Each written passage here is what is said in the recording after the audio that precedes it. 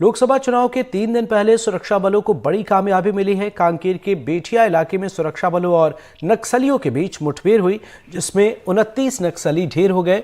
इलाके में सुरक्षा बलों का सर्च ऑपरेशन जारी है। मौके से भारी तादाद में हथियार भी बरामद हुए हैं। इस मुठभेड़ में 25 लाख का इनामी शंकर राव भी ढेर हो गया।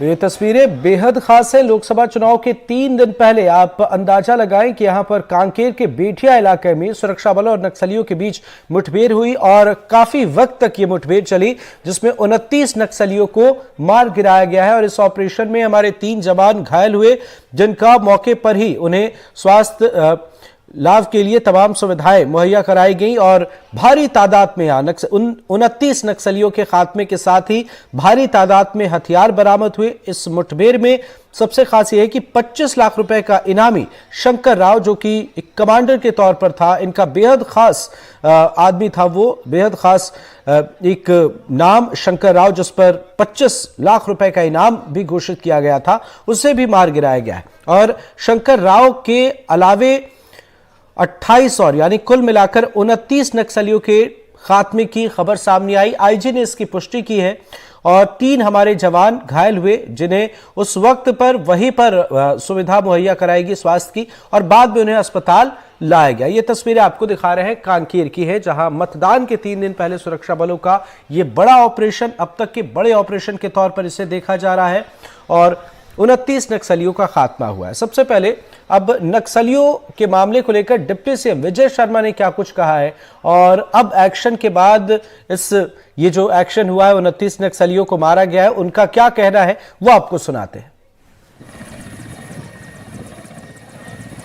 आदिवासी क्या सरकार और जो दूसरे लोग हैं, जो नक्सल हैं, संगठन है, उनके बीच में पिसते हुए पिछले 20 सालों से नजर नहीं आ रहे हैं, और जो पीस रहे हैं तो उसके लिए फिर क्या समाधान क्या सरकार करने वाली है? नहीं, देखिए, मैं आपसे एक बात बहुत स्पष्टता से कहना चाहता हूँ, कोई एक पक्ष पिस रहा है ऐसा नहीं है। सुरक्षाकर्मी भी पिस रहे हैं, बिल्कुल, सरकार भी पिस रही है। सरकार को भी उतनी ही परेशानियां इसमें झेलनी पड़ती हैं। आपके साथ बातचीत का विषय नहीं है भाई, मसला ये है कि कितने संसाधन वहां लगाने होते हैं, उससे कितने काम किए जा सकते हैं। सरकार भी पिसती है, सुरक्षाकर्मी भी पिसते हैं, सिविलियंस भी पिसते हैं, और मैं तो यहाँ भी कहूँगा आपको कि नक्सली भी पिसते हैं। भाई वो भी इंसान हैं, कहीं हमारे बीच के कुछ हैं, कोई भ्रम फैलाया गया है उनके बीच, कुछ बात कही गई है उनके बीच और वो दिशा विहीन हुए हैं, इतना ही तो है उनके साथ, वो भी पिसते हैं। तो ये जो मसला चल रहा है, इसमें कोई एक व्यक्ति पिस रहा है, कोई एक पक्ष पिस रहा है ऐसा नहीं है भाई, इसमें तो सभी पिस रहे हैं। इस पर बैठकर चर्चा करनी चाहिए, इसका हल निकालना चाहिए। लेकिन मसला वहीं पर अटक जाता है कि पासिंग बॉल का जो एक खेल होता है ना, कि सरकार बोलती है कि हम आपसे बातचीत करने के लिए तैयार हैं, लेकिन आपको संविधान पर भरोसा दिखाना पड़ेगा।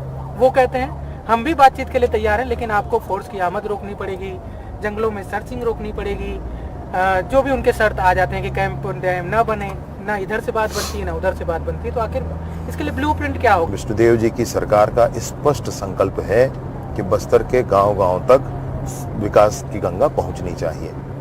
बस्तर के गांव में बिजली नहीं है भैया, वहाँ पर आंगनबाड़ी नहीं है, स्कूल नहीं है, अस्पताल नहीं है, वहाँ पर मोबाइल के टावर नहीं है, पीने का शुद्ध पानी अगर नहीं है, तो ये कब तक ऐसा चलेगा? ये क्यों नहीं पहुँचना चाहिए वहाँ पर? उसको पहुँचने से कोई क्यों रोकेगा? मैं तो ये नहीं समझ सकता हूँ। सरकार की बहुत स्पष्टता है, ये सारी चीजें गाँव में पहुँचनी चाहिए। आज के डेट में तो ये सारी चीजें मौलिक आवश्यकता हो गई। आपसे मैं निवेदन पूर्वक यही कहना चाहता हूँ कि आखिर नक्सली चाहते क्या है, उनको ये स्पष्ट करना चाहिए। अगर वो विकास चाहते हैं वहां के, तो वही तो सरकार भी चाहती, अंतर क्या हुआ? और अगर वो किसी और तरह से सोचते हैं, जंगल का संसाधन है कि ये है, तो जंगल और जमीन, ये जो शब्द है ये हमारे भी हैं भाई, हम भी चाहते हैं कि आदिवासियों के हक हैं, इसमें कौन मना करता है?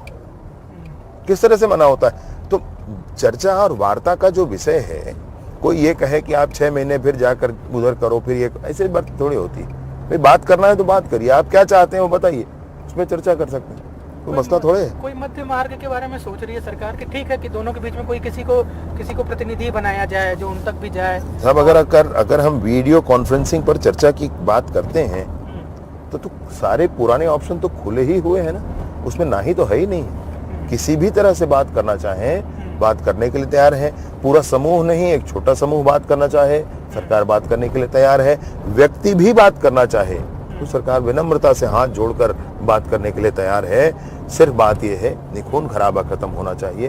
जब एनकाउंटर होते हैं तो फिर आरोप लगते हैं कि कई सारे फर्जी मुठभेड़ हो गए, नक्सल के नाम पर आदिवासियों को गिरफ्तार कर लिया गया, उनको गोली मार दी गई। जो कहीं गतिविधियों में संलग्न है उस पर ही तो कार्रवाई होती है। ऐसा बिल्कुल नहीं होता है। ऐसे कह देना जबरदस्ती का इशू बनाना होता है।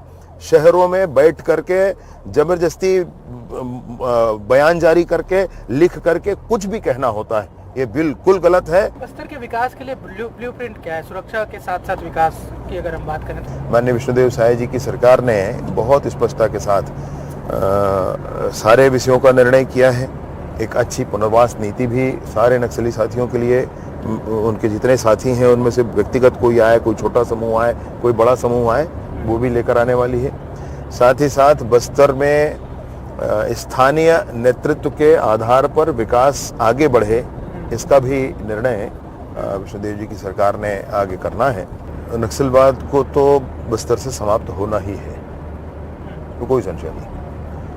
मैं आपको स्पष्टता के साथ इस बात को कहना चाहता हूं कि इसमें वैचारिक आधार पर भी, इसमें सांस्कृतिक आधार पर भी और सामाजिक आधार पर भी, हर एक आधार पर इस विषय पर सरकार गंभीरता से काम कर रही है।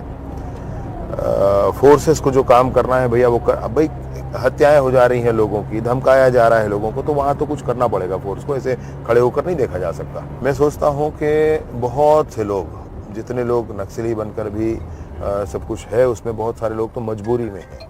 बहुत सारे, बस 60-70% लोग मजबूरी में हैं। कुछ लोग हैं जिनको समझाना पड़ेगा, थोड़ा भ्रम है उनके मन में। कुल नक्सली ताकत में से 90-95-98% लोग ऐसे हैं जो या तो भ्रम पर हैं या मजबूरी में। कांकेर के दक्षिण में और नारायणपुर के उत्तर में माड़ का एक क्षेत्र है जहां पर ऑपरेशन के दौरान बड़ी संख्या में नक्सली मारे गए हैं। ये संख्या 15-18 के ऊपर भी कुछ हो सकती है, 2 अंकों में तो ये संख्या है। सर्वाधिक मैं बधाई इसमें देना चाहता हूँ, ये इसका श्रेय देना चाहता हूँ तो वो सुरक्षा बलों के जवान हैं, DRG के, CAF के, CRPF के, BSF के, ये जवान ही हैं जिनके ताकत पर ये सब संभव हो पाया है। साथ ही साथ पुलिस के अधिकारी भी माननीय विष्णुदेव साय जी के नेतृत्व में हम सब काम कर रहे हैं और माननीय अमित शाह जी का बड़ा मार्गदर्शन इसमें हम सबके बीच है, जिसके कारण हम आगे बढ़ पा रहे हैं।